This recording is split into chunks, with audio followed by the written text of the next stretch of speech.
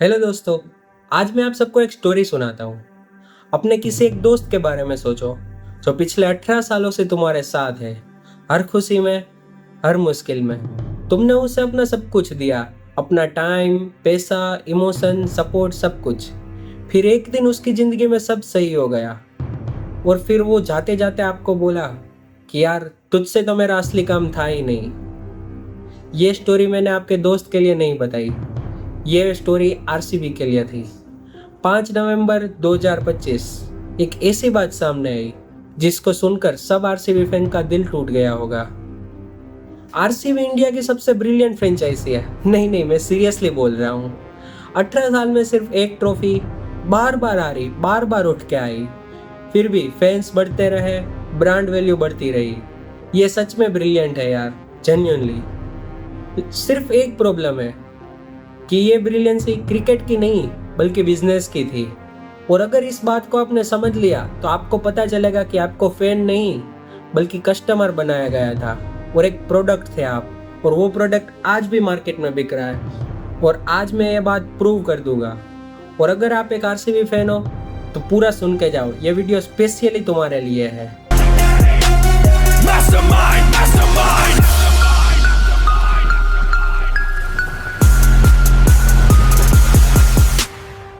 पहले मैं अपनी बात करता हूँ। मैं खुद क्रिकेट देखता हूँ, आईपीएल देखता हूँ और आरसीबी के साथ एक इमोशनल कनेक्शन है। लेकिन एक दिन मैंने कुछ चीजें रिसर्च की और जो मुझे पता चला वो मैं आज आपके साथ शेयर करना चाहता हूँ। इस वीडियो में आरसीबी के कोई भी प्लेयर्स के बारे में बुरा नहीं बोलूंगा। विराट कोहली एक लेजेंड है, फुल स्टॉप। सारे प्लेयर्स के लिए भी पूरा रिस्पेक्ट है, लेकिन मैनेजमेंट, बिजनेस और क्रिकेट और फैन कल्चर ये अलग चीजें हैं। और अगर तुम सच्चे फैन हो तो सच सुनो। और इस वीडियो में बताई गई कोई भी बात अगर आप पे लागू नहीं होती है तो प्लीज इसे अपने ऊपर ना ले और पूरा वीडियो एंजॉय करें। Thank you. 2020 कोविड का टाइम था। सब लोग अपने घर पर बैठ गए, ना कोई स्कूल और ना कोई काम, सिर्फ मोबाइल और टीवी। और आईपीएल पहली बार उन दिनों यूएई में हुआ था, बिना किसी क्राउड के, सिर्फ व्यूअरशिप रिकॉर्ड पर। और उस साल आईपीएल की रीच इतनी बड़ी कि उस 13 सालों में उतनी रीच कभी नहीं हुई थी। बहुत ही ज़्यादा न्यू फैंस और ज़्यादातर 15-16 साल के बच्चे जो पहली बार आईपीएल को सीरियसली देख रहे थे। और उनमें से ज़्यादातर बच्चे पहली बार सिर्फ अपने बड़े भाई या फिर पापा के साथ ही देख रहे थे। और ज़माना था सोशल मीडिया का, तो उनमें से कई बच्चों ने या फिर कई न्यू फैंस ने विराट कोहली और आरसीबी को सिर्फ इसीलिए सपोर्ट किया क्योंकि उसकी फैन फॉलोइंग बहुत ही ज़्यादा थी। और देखो, मैं जो बात बोल रहा हूँ उससे सुनकर कई लोगों को मिर्ची लगेगी, लेकिन बात यही सच है। हाँ, मैं सबकी बात नहीं कर रहा हूँ, लेकिन ज़्यादातर बात यही सच है।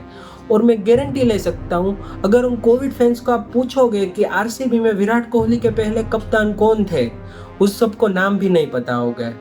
और वैसे भी ज़्यादातर सपोर्ट न्यू फैंस आरसीबी को ही सपोर्ट करने वाले थे क्योंकि उन दिनों उसकी पीआर टीम बहुत ही ज़्यादा एक्टिव थी। और उन फैंस को भले ही ना पता हो कि राहुल द्रविड़ थे पहले कप्तान, उन लोगों ने कभी अनिल कुंबले या फिर केविन पीटरसन का नाम भी नहीं सुना होगा। उन सबको पता होगी तो बस एक ही बात, विराट कोहली और आरसीबी। और यही पीआर टीम चाहती थी। आरसीबी की पीआर टीम सचमुच ब्रिलियंट है यार, मतलब बहुत कम टीमें सोच पाती है ऐसा। उसने क्या किया, अपनी टीम को परफॉर्मेंस से एकदम अलग कर दिया। मतलब सोचो यार, 2021 में टीम क्वार्टर फाइनल में आकर हार गई, 2022 में मिड सीजन कोलैप्स हुआ, 2024 में आधे सीजन तो वो 10th पर थी, फिर भी ब्रांड वैल्यू 18.6% बढ़ी। मतलब हाँ यार, परफॉर्मेंस जीरो, फिर भी ब्रांड वैल्यू ग्रोथ मैक्सिमम। और यही चाहती थी पीआर टीम। उसने इंश्योर किया कि उसकी टीम की आइडेंटिटी परफॉर्मेंस से नहीं बल्कि इमोशन से जुड़े। और ई साला कप नाम दे, ये चेंट उसने बार बार रट के सबको याद करवा दी। और ये केयरफुली क्राफ्टेड इमोशनल एंकरी थी यार, ये कोई चेंट नहीं था। हर हार के बाद कैमरा फैंस पर गया कि देखो कितने लॉयल है। और यही लॉयल्टी की स्टोरियाँ बनी, स्टोरियाँ शेयर हुई। और यही थी एक ऑर्गेनिक मार्केटिंग टेक्निक। और यही सब चीज़ें रिपीट मोड में आ गई। ये बार बार शेयर होने लगा और जब एक ही झूठ 100 बार बोला जाए तो वो भी सच लगने लगता है। तुम ही सोचो, अगर उस टाइम आरसीबी की पीआर टीम इतनी एक्टिव ना होती यार, उसने ऐसी टेक्निक्स यूज़ ना की होती, तो क्या तुम आरसीबी के इतने बड़े सपोर्टर बनते? क्या आरसीबी की ब्रांड वैल्यू अभी भी उतनी होती? नहीं, सॉरी टू से, बट आरसीबी ने तुम्हें फैन नहीं बल्कि एक कस्टमर ही बनाया है। और आज मैं ये बात प्रूव कर दूंगा, बस तुम वीडियो आगे देखो। अब बात करते हैं फैंस के बारे में और इसमें मैं सीधा पॉइंट पे आता हूँ। एक काम करो, इंस्टा या ट्विटर पे कोई भी सीएसके और एमआई की रिसेंट पोस्ट देखो, उसके कमेंट सेक्शन में आपको मिल ही जाएगा कि आरसीबी इज द बेस्ट, या फिर इस साल कप नाम दे, या फिर किसी दूसरी टीम के लिए गालियां। और यही सब फैंस है जिसने पूरे क्रिकेट का एनवायरनमेंट गंदा करके रखा है। अगर कोई भी इंसान आरसीबी के बारे में कुछ भी नेगेटिव बोले, चाहे वो फैक्ट ही क्यों ना हो, तो पूरे कमेंट्री में उसके लिए सुनामी ला देंगे लोग। और उसे ये नहीं लगता कि वो आरसीबी को अटैक करे, उसे लगता है कि वो पर्सनल अटैक कर रहे हैं। और ये साइकोलॉजी है। इन सब लोगों ने नहीं देखा होगा रेड बॉल क्रिकेट, या फिर पिंक बॉल का नाम भी नहीं सुना होगा, यहाँ तक कि वो पूरा आईपीएल भी नहीं देखते होंगे। ये सब लोग जजमेंट सिर्फ इसी बहाने लेते हैं, कुछ वायरल मोमेंट्स या फिर कुछ हाइलाइट्स देखकर। और गलती से कोई भी प्लेयर आरसीबी के खिलाफ परफॉर्मेंस कर दे, किसी की विकेट ले ले या फिर हाफ सेंचुरी या सेंचुरी मार दे, तो दूसरे दिन उसके कमेंट में सिर्फ गालियां ही गालियां देंगे, भले ही वो इंडियन प्लेयर ही क्यों ना हो। मतलब ये ज्यादातर 17-18 साल के बच्चे ही होंगे जिसने कोविड में देखना शुरू किया होगा और दूसरों को सिर्फ गालियां ही देंगे, खुद के प्लेयर्स को सिर्फ वाह वाह, चाहे उसका परफॉर्मेंस जीरो ही क्यों ना हो। दूसरे प्लेयर्स जिसके सामने, मतलब जिसने आरसीबी के सामने परफॉर्म किया, उसको सिर्फ और सिर्फ गालियां ही पड़ेगी दूसरे दिन। और ये सब हर किसी पे लागू नहीं होता, हम जैसे कुछ जेंटल फैंस भी है, मैं मानता हूँ हर किसी को अपने ऊपर लेने की ज़रूरत भी नहीं है, लेकिन ज़्यादातर जो हम बदनाम होते हैं वो इन्हीं सब की वजह से होते हैं। और मुझे पता है मेरे इस वीडियो में भी मुझे गालियाँ ही पड़ने वाली है। और अब एक ऑब्जर्वेशन शेयर करता हूँ, मैं किसी को ब्लेम या एलिगेशन नहीं कर रहा, लेकिन जब कोई बड़ी टीम परफॉर्म कर रही होती है तो कमेंट्री का एकदम बैलेंस होता है। लेकिन अगर कोई टीम स्पेशली आरसीबी परफॉर्म कर रही होती है तो हारते टाइम भी कमेंट्री का एंगल थोड़ा वार्म हो जाता है। मतलब अगर आरसीबी बुरा परफॉर्म भी कर रही होती है तो फैंस का सपोर्ट देखो कितनी लॉयल है इसके लिए। मतलब जब आरसीबी बुरा भी परफॉर्म करे तो सिर्फ और सिर्फ पॉजिटिविटी फैलाई जाती है, और दूसरी टीम जो जीत गई होती है उसकी इतनी ज़्यादा बात नहीं होती। मतलब ये मैं किसी को ब्लेम नहीं कर रहा हूँ, ये बस मेरा छोटा ऑब्जर्वेशन है। एक और चीज़ जो आज ज़्यादातर लोग भूल चुके हैं, आरसीबी की नींव किसने रखी? विजय माल्या, किंगफिशर बियर और एयरलाइन वाले। हाँ, वही विजय माल्या जिसके ऊपर इंडियन बैंक्स का 9,000 करोड़ का कर्जा था, जो 2016 में इंडिया छोड़कर यूके चले गए और आज भी वही है, जिसके ऊपर एक्स्ट्राडिशन के केस आज भी चल रहे हैं। और 2008 में उसने आरसीबी को खरीदा 111.6 मिलियन डॉलर्स में, 650 करोड़ के आसपास, इंडियन ब्रेवरीज ग्रुप के अंडर। और जिस फाउंडेशन पे आरसीबी की बिल्डिंग खड़ी है, वो पूरे का पूरा बिल्डिंग ही एक स्कैंडल पे खड़ा है, जिसकी कोई भी नींव मजबूत नहीं है। और हाँ, ये पब्लिक रिकॉर्ड है, कोर्ट के डॉक्यूमेंट है, मैं एलिगेशन नहीं दे रहा, ये सच है। अब आते हैं बिजनेस पे, क्योंकि आरसीबी क्रिकेट से ज्यादा एक बिजनेस मॉडल ही है। चिन्नास्वामी स्टेडियम, आईपीएल के सबसे ज्यादा एक्सपेंसिव टिकट हमेशा चिन्नास्वामी के ही होते हैं, नरेंद्र मोदी से भी ज्यादा। मर्चेंडाइजेस, उसके टी शर्ट, कप, मग, फोन कवर सब कुछ बिकते हैं। और इंटरेस्टिंगली 2024 में जब टीम एकदम नीचे थी, 10th पे थी आधी सीजन तक, तब भी ये सब की चीजें कभी बिक्री कभी ठंडी नहीं हुई, उसकी ब्रांड वैल्यू तो बढ़ती ही रही। और एक चीज, ब्रांड वैल्यू का खेल समझो आप, जब आईपीएल 2024 में जब टीम 10th पे थी, उस टाइम भी आरसीबी की ब्रांड वैल्यू का ग्रोथ 18.6% था। मतलब किसी भी नॉर्मल बिजनेस में ये मुमकिन नहीं है। कोई भी अगर कंपनी डाउनफॉल में चल रही हो फिर भी उसकी ब्रांड वैल्यू कभी नहीं बढ़ती, लेकिन आरसीबी एक नॉर्मल बिजनेस तो है नहीं, इमोशनल इन्वेस्टमेंट है जिसमें फैंस खुद पैसे डालते। और एक मेन चीज, आरसीबी को बनाया क्यों गया? सिर्फ एक ही चीज के लिए, अल्कोहल का एडवर्टीजमेंट। वो आगे बताता हूँ। जब आरसीबी अपने पीक पर थी, मतलब कि उसने जब ट्रॉफी जीत ली, तब उसका ब्रांड वैल्यू भी पीक पर था, और यही टाइम पे उसका फायदा देखकर डियाजियो ने उसको बेच दिया। जून 2025 आरसीबी जीती, और नवंबर 2025 में डियाजियो ने सेबी को फाइल कर दिया आरसीबी सेल के लिए। सिर्फ 5 ही महीने। मतलब कि जिस टीम, जिस फैंस ने आरसीबी को इतना सपोर्ट दिया, पूरी तरह से इमोशनल अटैच्ड रहे, उन टीम जब अपनी पीक पर थी तब उसे बेच दिया। मतलब कि टीम, फैंस, इन सब से उस कंपनी का या फिर आरसीबी मैनेजमेंट वालों का कुछ भी लेना देना नहीं। कहते हुए शर्म आ रही है, लेकिन हम सच में कस्टमर ही थे। अब आते हैं उस पॉइंट पर जिससे मैंने वीडियो शुरू किया था। डियाजियो कौन है? एक मल्टीनेशनल ब्रिटिश कंपनी और एक क्या बना दी है, अल्कोहल। जॉनी वॉकर विस्की, बेली, स्मिर्नोफ वोडका और कई सारे नाम जो मैंने आपको दिखा दिए वो सब डियाजियो के अंडर आता है। और तो और आरसीबी का नाम भी अल्कोहल से ही शुरू होता है, रॉयल चैलेंजर्स, मतलब सिर्फ और सिर्फ अल्कोहल प्रमोट करने के लिए। डियाजियो की एक इंडियन सब्सिडियरी थी यूएसएल, यूनाइटेड स्पिरिट लिमिटेड, और इसके अंडर आती थी RCSPL, Royal Challenger Sports Private Limited, और इसके अंडर आती थी आरसीबी की मेंस और वुमेन्स टीम। और एक स्ट्रक्चर समझो, एक ब्रिटिश अल्कोहल कंपनी एक इंडियन क्रिकेट टीम को ओन करती थी, मतलब ये कभी सीधा नहीं दिखा।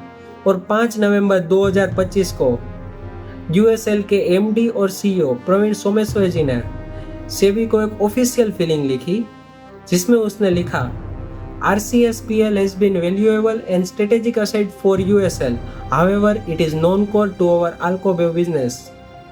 Non-core मतलब वही काम जो कैंटीन का होता है ऑफिस में, मतलब कभी कभी काम आता है लेकिन मेन काम नहीं। उन्होंने 18 सालों में फैंस के इमोशन यूज किए, अपनी ब्रांड वैल्यू बनाई, मर्चेंडाइज बेचे, टिकट्स बेचे, PR मशीन चलाई, और फिर लास्ट में जब आरसीबी अपनी पीक पर थी, एक ट्रॉफी मिल गई और उसका वैल्यूएशन सबसे हाई हो गया, तब सीधा साइन करके आरसीबी पूरी टीम बेच उन्होंने $1.78 बिलियन में बेचा, मतलब 14,000 करोड़ से भी ज्यादा। 650 करोड़ में टीम खरीदी थी, उसी टीम ने 14,000 करोड़ का प्रॉफिट किया, मतलब ऑलमोस्ट 14,000 करोड़ का प्रॉफिट। खेल के अनाउंस में उन्होंने जो चीज कही वो सुनो, आरसीबी चैंपियनशिप, विनिंग कल्चर और passionate fan base extra ordinary opportunity है। वाह, मतलब फैंस को भी बेच दिया, वो भी एक सेलिंग पॉइंट ही थी। हम आरसीबी फैंस भी उस डील का हिस्सा थे। हमारे इमोशन, हमारा सपोर्ट, टीम, सब कुछ उस दिन एक बैलेंस शीट पर था। मानो या ना मानो, लेकिन अगर ध्यान से सोचोगे तो पता चलेगा कि हम भी एक प्रोडक्ट और असेट ही थे। लेकिन हमारी लॉयल्टी तो टीम से थी ना, हम डिसअपॉइंट क्यों है? अब मैं एक चीज़ बोलूँगा और इस पे कोई जोक नहीं। 4 जून 2025 आरसीबी की विनिंग सेलिब्रेशन चिन्नास्वामी स्टेडियम के बाहर। उस दिन 11 लोग मरे और 50 से ज़्यादा घायल हुए। सिर्फ रिकॉर्ड के हिसाब से कितनी बात तो दबाई भी गई होगी, और ये किसी की गलती नहीं थी, बस क्राउड मैनेजमेंट का फेलियर था। लेकिन एक बार सोचो, जिसकी जान गई वो वापस आने वाली है क्या? वो सब भी तो आरसीबी का फैंस ही थे, वो सब भी तो सिर्फ सेलिब्रेशन देखने ही आए थे। बस एक ही सबसे बड़ी गलती थी, बिना किसी गवर्नमेंट परमिशन के दूसरे ही दिन सेलिब्रेशन रख दिया। वो पोस्ट करने वाला और मैनेजमेंट के कई लोग फिर उस दिन भाग गए थे और फिर पुलिस गिरफ्तारी में। और जिस टीम की डिवोशन के लिए अपनी जान भी जोखिम में डालनी पड़े, तो कुछ तो गलत हो रहा है यार, टीम में नहीं बल्कि इस कल्चर में या फिर इस ऑब्सेशन में। और कई सारे लोग तो यहाँ तक के बोल रहे हैं कि अपनी टीम के लिए इतनी कुर्बानी तो जायज़ है। मतलब सच में यार, कुर्बानी। एक बार उसके परिवार के बारे में तो सोचो कि क्या हुआ होगा उस तत्काल। उन सब में सबसे छोटी एक 13 साल की बच्ची थी तो वो भी फैन ही ना। सारे के सारे मरने और घायल होने वाले सब फैंस ही थे, वो भी सेलिब्रेशन देखने आए थे। उन सब लोगों और उसके परिवार के लिए दिल से श्रद्धांजलि। अब लास्ट में एक ही बात समझाना चाहूँगा कि क्यों हुआ ये सब, क्यों हम फॉलो करते हैं कोई ऐसे ब्रांड्स को। इसे कहते हैं आइकिया इफेक्ट। जब तुम किसी टीम को या फिर किसी भी चीज़ को कुछ ज़्यादा ही टाइम या इमोशन दे देते हो, तो खुद के अंदर ही उसका एक वैल्यू क्रिएट करने लगते हो। और 18 साल तुमने ईसाला कप नाम दे किया, 18 साल का दर्द और इमोशन इस टीम के साथ जुड़ा है, और इन सब ने तुम्हारे अंदर आरसीबी के एक अलग ही वैल्यू क्रिएट कर दी। और जब ट्रॉफी मिली तो उसने तुम्हें मीनिंगफुल बनाया, और यही है ह्यूमन नेचर। लेकिन तुम सिर्फ अंधभक्ति करते हो, ये नहीं है रियल फैन। जब तुम ये सारी चीज़ें जो मैंने आज बताई वो जान और मान जाते हो, तभी तुम एक कॉन्शियस फैन बनते हो। और कॉन्शियस फैन ही होता है एक रियल फैन। अपने लिए सिर्फ पॉजिटिविटी फैलाए और दूसरे लोगों के लिए और दूसरी टीम्स के लिए हेट फैलाए, वो नहीं है कोई रियल फैन। उसमें तो ज़्यादातर मैंने बताया कोविड फैंस ही आते हैं, लेकिन रियल फैंस अपनी टीम की पॉजिटिविटी और नेगेटिविटी दोनों को साथ लेकर चलता है, दोनों को मानता है और जानता है। ये नहीं कि सिर्फ अपनी वाहवाही करे। तो कंक्लूजन क्या है? आरसीबी ने क्रिकेट नहीं, इमोशंस बेचे। आरसीबी ने टीम नहीं, इमोशनल प्रोडक्ट बनाई और उसी प्रोडक्ट को लास्ट में बेच दिया। ये अच्छा है या बुरा, मैं इस पे कोई जजमेंट नहीं दूंगा, बिजनेस ऐसे ही होता है। और अब तुम सब ये जानते हो, तो जो भी करो वो आंखें खुली रख कर करो। वैसे फैंस बनना बुरी बात नहीं है, लेकिन अंधा फैन बनकर कुछ भी मान जाना ये गलत है। विराट को सपोर्ट करो, वो डिजर्व करता है। दूसरे प्लेयर्स को भी अप्रिशिएट करो, सब मेहनत करते हैं, लेकिन दूसरी कोई टीम को हेट मत फैलाओ। इस बार भी आरसीबी क्वालिफायर्स में आ गए, वो भी टॉप 1 पे। तो आई होप के कोई तगड़ी पारी या कोई टक्कर का मैच आए।